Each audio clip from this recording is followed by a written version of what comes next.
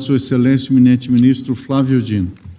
Senhor presidente, minhas saudações a Vossa Excelência, aos nobres pares, especialmente ao ministro relator, à Procuradoria-Geral da República, à Advocacia, a todos que aqui se encontram. Em primeiro lugar, faço questão de realçar o que não está em debate. Não está em debate a importância de investigar fraudes gravíssimas no INSS, que já se alongam, quiçá, por mais de uma década. São eventos que já aludi eu mesmo aqui nesse plenário inúmeras vezes, como algo que desperta o quão abjeta é a conduta de pessoas que, além de eventualmente perpetrarem crimes, o fazem em desfavor dos mais frágeis. Aquilo que o Papa Francisco chamava, aqueles que o Papa Francisco chamava de periferias existenciais, crianças, idosos, algo profundamente repugnante. Portanto, tenho absoluta convicção, senhoras e senhores, que esse Supremo Tribunal Federal está unido, uníssono, apoiando a ideia de que tudo isso seja investigado, e essa investigação se dá neste Supremo Tribunal Federal, pela Polícia Federal, pela Procuradoria-Geral da República, sob a supervisão do Supremo Tribunal Federal, por intermédio das mãos e da mente e do coração do ministro André Mendonça. Então, não paira dúvida de que há investigação, que ela é imprescindível, que ela deve ocorrer e a responsabilidade deve se dar conforme o devido processo legal. São, como disse, milhões de pessoas atingidas por descontos indevidos que começaram há muitos anos e que, infelizmente, se alongaram até muito recentemente, quando a Controladoria Geral da União revelou a existência desses fatos tão terríveis. Então, isso não está em debate. Tampouco estão em debate considerações de ordem política acerca de governo, oposição, sobre tal ou qual governo, uma vez que o ministro André, com muita exatidão, assinalou o caráter atemporal dessa decisão. Portanto, ela se refere para esta e para outras que virão em outros contextos políticos. Portanto, pouco importa o contexto político da hora presente, uma vez que daqui a 2 anos, 5 anos ou 10 poderá ser outro. E, portanto, também não cabe aqui considerações relativas ao universo político. O que está em questão, portanto, aqui é um debate estritamente de direito positivo, e nada mais do que isso. E é assim que passo a interpretar normas postas. Em primeiro lugar, sob o pálio da tripartição funcional do Estado, investigar é uma função típica do Poder Legislativo? Não. Sabemos todos que é uma função atípica, posto que esta pertence primacialmente à Polícia Judiciária, sob supervisão ou controle externo do Ministério Público e supervisão do Poder Judiciário. Por ser uma função atípica, ela dá-se limitada, adstrita àquilo que a Constituição manda. Diferente, por exemplo, das funções típicas, elaborar leis, em que a discricionariedade é quase total acerca do conteúdo de tais leis, apenas jungidas às normas constitucionais. E quais são esses limites dessa função atípica? Estão no artigo 58, parágrafo 3º da Constituição. As comissões parlamentares de inquérito que terão poderes de investigação próprios das autoridades judiciais. Prova cabal que é uma função atípica. A função é do Poder Judiciário. Além de outros previstos nos regimentos... Pois não, ministro Gilmar. É muito curioso, ministro Dino, esse aspecto, porque se invoca esse poder de autoridade judicial, e nós temos assistido a isso, e é bom que os parlamentares que estão aqui possam escutar isto, E é curioso, presidente Fachin, é decisão equivalente à da autoridade judicial. A autoridade judicial decide com fundamento. A quebra de sigilo conglobada. Conglobada. O que significa isso? Sem fundamentação.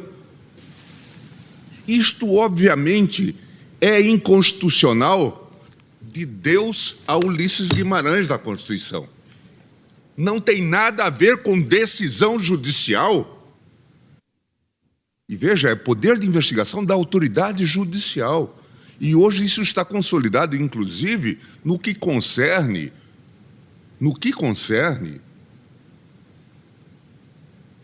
ao juiz de garantia. É preciso ter parâmetros. Não quebra-se sigilo de forma conglobada. Vossa Excelência vai tocar num outro ponto, certamente, objeto determinado. Não, mas a gente pega por empréstimo. Não, isto é ilegal. E é ilegal e os senhores sabem que é ilegal. Sabem que é inconstitucional. Inclusive, os presidentes ponderam em algumas das CPIs. É preciso que nós observemos que isso não condiz com a jurisprudência. Não condiz com a jurisprudência, não condiz com a Constituição. Em que dispositivo isso está na Constituição, ministro Gilmar? De Deus a Melo Viana, de Deus a Ulisses Guimarães. Não é preciso ser alfabetizado para saber que isso é inconstitucional. Por quê? Porque o juiz que decide sem fundamentação, produziu um nada jurídico. E quando os senhores se investem nesse poder, os senhores têm que atuar como juízes. Como também é deplorável que quebrem sigilo e divulguem, vazem. Abominável, abominável. É criminoso.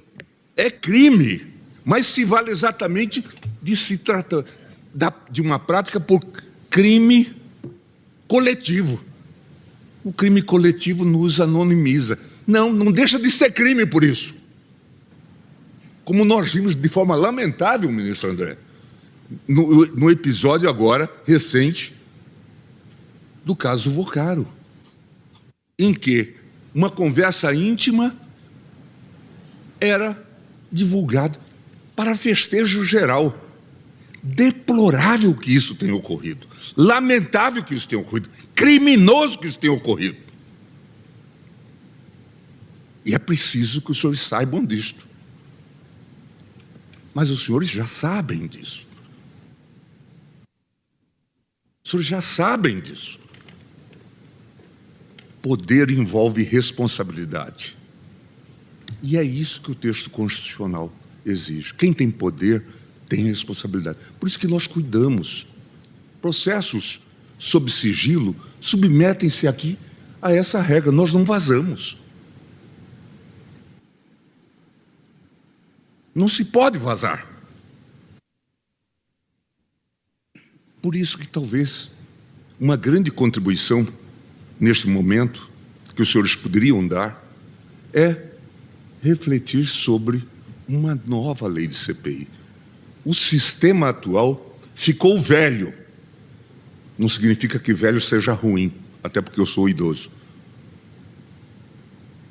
Mas é preciso que as más práticas sejam debeladas. E essa CPI, ministro André, essas duas CPIs, elas têm um dicionário, um abecedário de abuso. E veja que eu não vi. Ministro Gilmar, assim, todas as determinações que nós fizemos em relação à CPMI, ou talvez tenha sido o magistrado que mais habeas corpus deu, foram cumpridas. Logicamente que os parlamentares se insurgem, têm o direito de manifestar contrariedade, mas em nenhum momento nós deixamos. Eu dei decisões nessa CPMI e dei em inúmeras tantas outras, desde que cheguei aqui, limitando, e CPI das BETs, dentre outras, E acho que isso precisa ver. Preocupado com vazamentos, esse é um ponto realmente importante.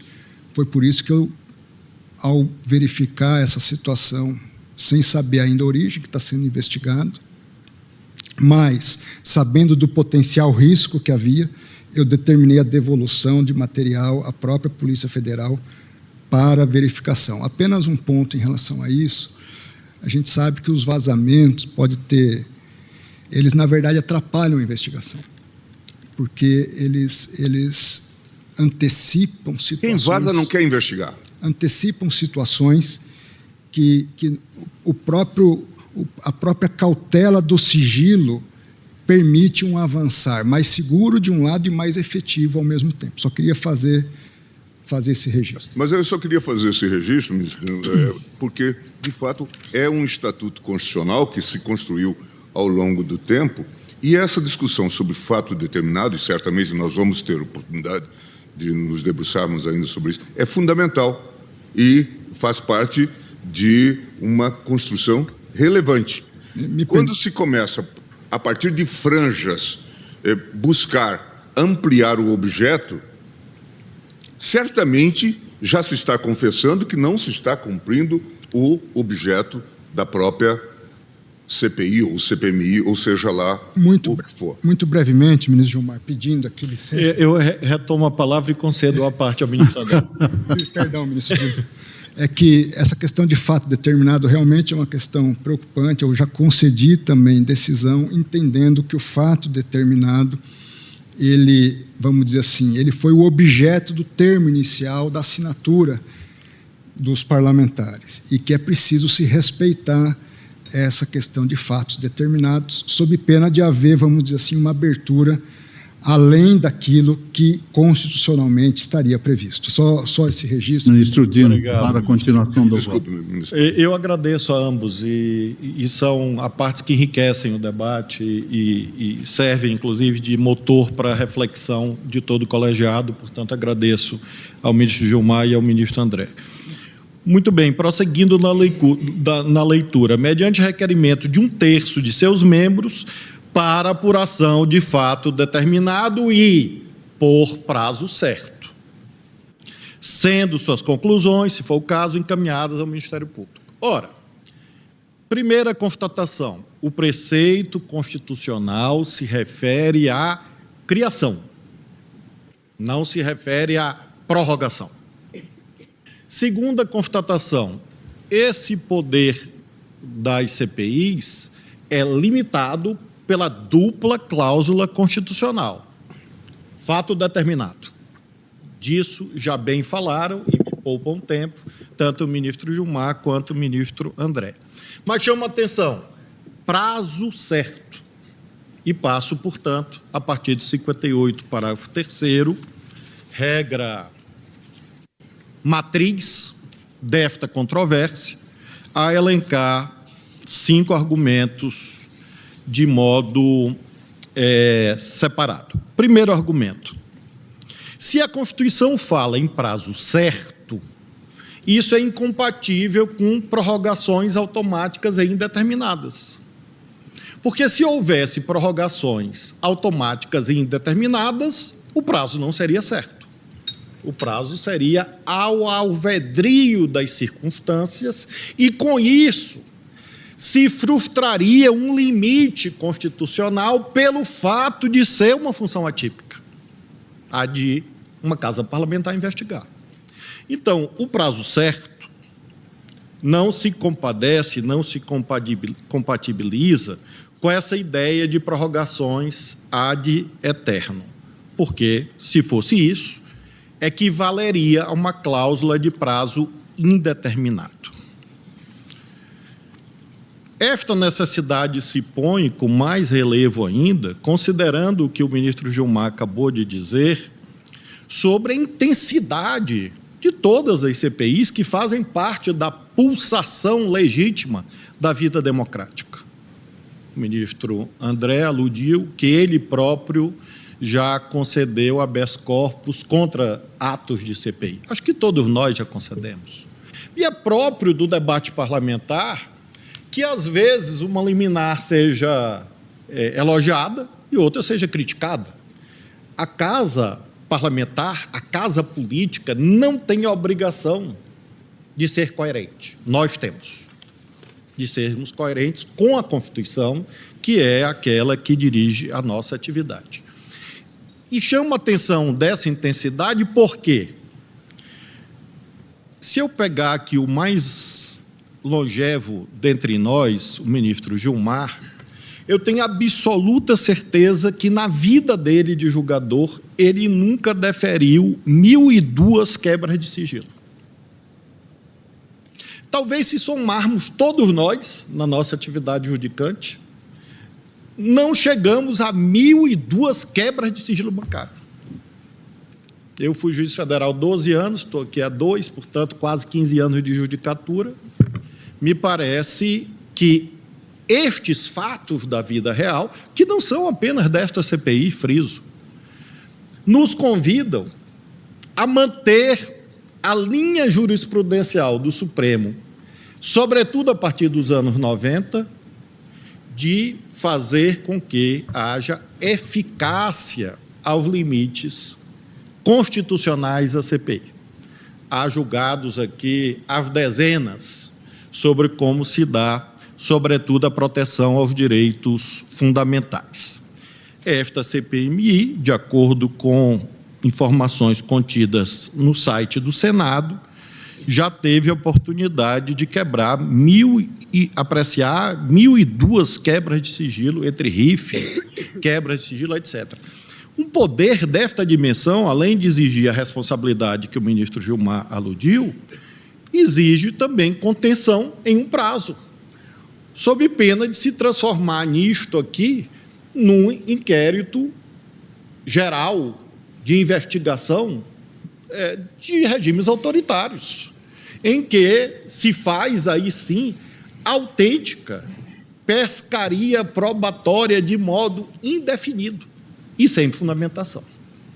Portanto, o primeiro argumento é: este poder excepcional do Congresso não é ilimitado, os limites estão no 58, parágrafo 3º, entre os quais o prazo certo, que não admite prorrogações automáticas e sucessivas indeterminadas, porque exatamente há direitos fundamentais em jogo. E, repito, nesta CPI e todas as vindouras que virão em outros contextos, enquanto aqui estiver, a minha posição será rigorosamente a mesma. Segundo argumento, nem no inquérito policial há prorrogação automática. Nem no inquérito policial. Artigo 10 do Código de Processo Penal. Quer dizer, nem no âmbito da função típica há prorrogação automática. Imaginemos no âmbito da função atípica. E você me permite mais? Pois não, ministro Gilmar. Não é raro que entre nós aqui, e todos nós aqui já tivemos decisões nesse sentido, tranquemos os inquéritos eternos, as investigações que acabam se alongando no tempo, essas sucessivas prorrogações, entendendo que as prorrogações indevidas ou, de alguma forma, sem critérios, elas não rimam com a ideia do devido processo legal. Agradeço, ministro Gilmar, e essa é a conclusão do segundo argumento. Reconhecer a possibilidade de prorrogação automática da CPI significaria admitir que o Parlamento, no exercício atípico da função investigativa, dispõe de um poder mais amplo do que o próprio Poder Judiciário, quando atua no exercício de sua função típica. Aqui aludo ao artigo 10, parágrafo 3º do Código de Processo Penal. Terceiro argumento. A Constituição não trata de prorrogação de CPI. A Constituição trata, e a jurisprudência do Supremo trata, de criação, jamais de prorrogação, porque a Constituição é silente quanto a isto. E, em sendo silente, nós temos, na minha perspectiva, senhor presidente, a aplicação do tema 1120 da repercussão geral deste plenário. O que diz o tema 1120 da repercussão geral? Abro aspas. Em respeito ao princípio da separação dos poderes, previsto no artigo 2º da Constituição Federal, quando não caracterizado o desrespeito às normas constitucionais, é defeso ao Poder Judiciário exercer o controle jurisdicional em relação à interpretação do sentido e do alcance de normas meramente regimentais das casas legislativas, vírgula, por se tratar de matéria interna corporis, jurisprudência de décadas e consagrada no tema 1120. A Constituição não trata. Mas, por amor ao argumento, imaginemos que o Congresso Nacional resolvesse votar uma PEC ou um projeto de lei dispondo sobre o nosso plenário virtual. Nós concordaríamos com a constitucionalidade disto? Não, porque esta matéria é regulada pelo nosso regimento. Imaginemos, por absurdo, que se votasse amanhã uma proposta colocando 16 ministros no Supremo, criando terceira e quarta turma no Supremo. O que nós diríamos? Diríamos que isso invade a garantia da autonomia do Poder Judiciário no que se refere à sua auto-organização. Então, eu sempre penso, senhoras e senhores ministros, ministra Carmen, eu sempre penso na situação inversa. Se nós ultrapassamos os lindes do tema 1120 e vamos à economia interna, a matéria regimental, puramente regimental do Parlamento, nós estamos nos desautorizando a repudiar eventuais iniciativas dos outros poderes que invadam essa mesma esfera inerente à auto-organização do Poder Judiciário, sem o qual, evidentemente, não existe separação de poderes. Quarto e penúltimo argumento. Eu vi com muita atenção, como sempre faço, todos os argumentos expostos tanto da tribuna, pelo ilustre advogado a quem homenageio, e pelo senhor relator, sobre aspectos inerentes à interpretação da dinâmica da luta política. Não nos cabe. E quem disse isso? O plenário do Supremo, ADI 3619, relator, ministro Eros Grau. E o plenário do Supremo disse o seguinte, abre aspas, a Constituição do Brasil assegura a 1/3 dos membros da Câmara e a 1/3 dos membros do Senado a criação da Comissão Parlamentar de Inquérito, vírgula, em negrito, deixando, porém, ao próprio Parlamento seu destino. A Constituição e o Supremo tutelam a criação, mas não tutelam o destino da CPI, porque este é um tema adstrito à dimensão política dos poderes do Estado. Quem vai ser o presidente, quem vai ser o relator, se vai ter relatório, se não vai, isto não é matéria submetida à sindicância jurisdicional.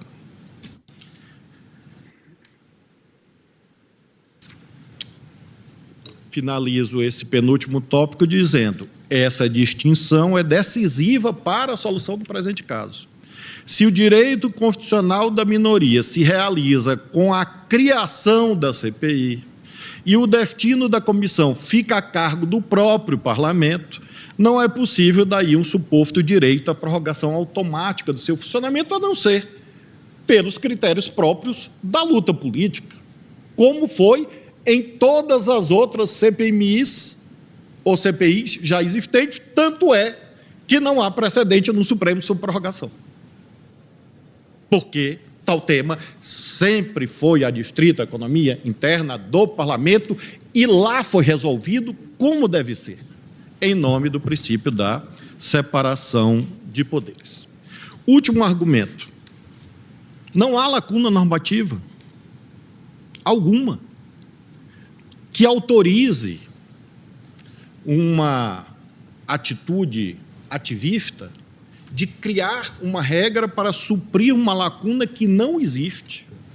Explico. É fato que o artigo 151 do Regimento Comum do Congresso prevê a aplicação subsidiária dos regimentos internos do Senado e da Câmara. Mas a norma de regência primária, claro, é o regimento comum, uma vez que se trata de uma comissão parlamentar mista de inquérito. Portanto, primordialmente, prima facie, vai-se ao regimento interno comum do Congresso e não ao regimento das casas parlamentares separadamente. A Lei 1579, de 52, parece uma lei que mereça revisão, mas, de todo modo, já houve uma modificação em 2016, salvo engano, e ela continua a consignar no seu artigo 5º, parágrafo 2º, lei em vigor. A incumbência da Comissão Parlamentar de Inquérito termina com a sessão legislativa que tiver sido outorgada, salvo deliberação da respectiva Câmara. Então, existe uma regra de prorrogação, remetendo a quem? Remetendo à esfera própria, à Casa Parlamentar. É lá que se decide à luz do direito positivado. Não se trata, portanto, de vontade política, é o que está na lei. Lei 1579, de 52. No âmbito do Regimento Comum do Congresso Nacional, artigo 21, as comissões parlamentares mistas de inquérito, que é o caso, serão criadas em sessão conjunta, sendo automática a sua instituição. Se as casas parlamentares resolverem que a CPMI deve merecer uma prorrogação automática, a meu ver, contrariando o prazo certo, isso é matéria regimental, não é matéria submetida ao controle jurisdicional. E não há regra no Regimento Comum do Congresso, a não ser a que leio, artigo 20, que trata, Regimento Comum, que trata das comissões externas, das comissões especiais, das comissões temporárias, entre as quais, obviamente, a CPMI. Regimento Comum do Congresso Nacional, artigo 20. Esgotado o prazo destinado aos trabalhos da comissão, sem a apresentação do parecer, este deverá ser proferido oralmente em plenário. É a única regra que diz, acabou o prazo, apresente o parecer. O Regimento Comum, portanto, nem a Constituição, nem o Regimento Comum tratam de regra sobre isso, e a Lei 1579 diz como se dá a prorrogação. Por isso, não vislumbro qualquer possibilidade de nós passarmos por cima da lei, retornando, passarmos por cima do 58, parágrafo 3º, passarmos por cima da Lei 1579, passarmos por cima do Regimento Comum do Congresso Nacional, para ir, num quarto degrau, buscar uma regra subsidiária, para supostamente suprir uma lacuna que não existe. Data vênia dos entendimentos, claro, em contrário. Por isso, creio, senhor presidente, que, não havendo lacuna, não há espaço para aplicação subsidiária do regimento interno do Senado, que não incide, neste caso, uma vez que é uma comissão parlamentar mista de inquérito, regulada pelo 58, parágrafo 3º, pela Lei 1579 e pelo regimento interno comum do Congresso Nacional. Essas, senhor presidente, são sumariamente as razões pelas quais considero que não há direito líquido e certo. Até admito, ministra Carmen, que daria um belíssimo debate acadêmico. Quem sabe uma belíssima tese de doutorado, mas não um julgamento jurisdicional, porque nós estamos adstritos às regras, para aquilatar a existência de um direito líquido e certo, ultrapassando todas as barreiras normativas e o tema 1120 da repercussão geral, que impõe a esse tribunal respeito à economia interna dos outros poderes, porque não é cabível imaginar que nós vamos conceder uma liminar em mandado de segurança dizendo que a esplanada dos ministérios tem que ter 20 ou 30 ministérios. esse assunto pertence ao Poder Executivo, à luz do artigo 84 da Constituição. Então, presidente, de modo bem resumido, como de hábito juntarei voto escrito, considero que não há direito líquido e certo.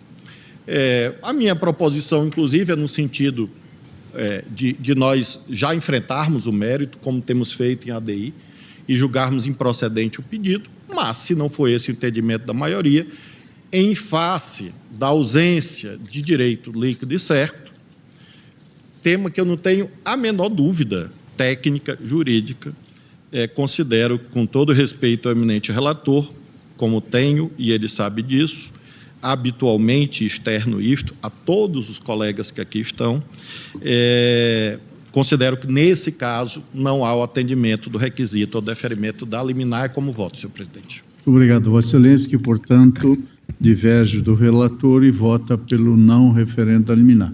Senhor presidente, Ministro André, agradeço o relator, cumprimento, pede a palavra. ministro Flávio Dino, pelo voto.